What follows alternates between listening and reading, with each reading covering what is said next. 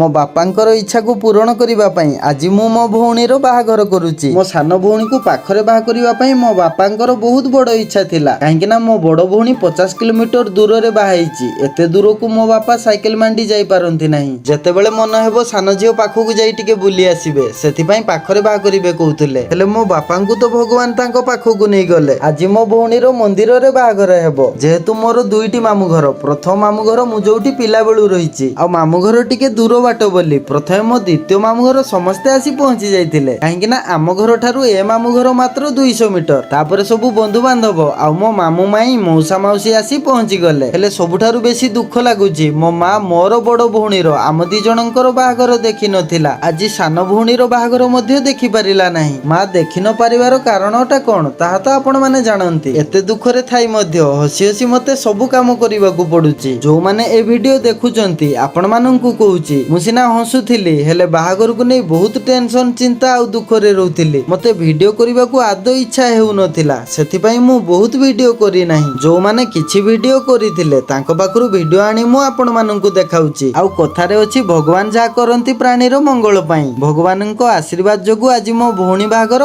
भलरे हेई गला। आ आम घर पाखरु मो भौणीर सासु घर मात्र 5 किलोमीटर। मो बापांकर आशा मध्ये पूर्ण हैला। मो भौणी प्रति कर्तव्य तुलेबारे जदि किछि त्रुटि रही थाए कमेंट रे निहाती जणैबे। आ विलेज लाइफ कथा जदि मने पडुथाए प्लीज मो चैनल को फॉलो सब्सक्राइब करि देबे। रहिली जय जगन्नाथ।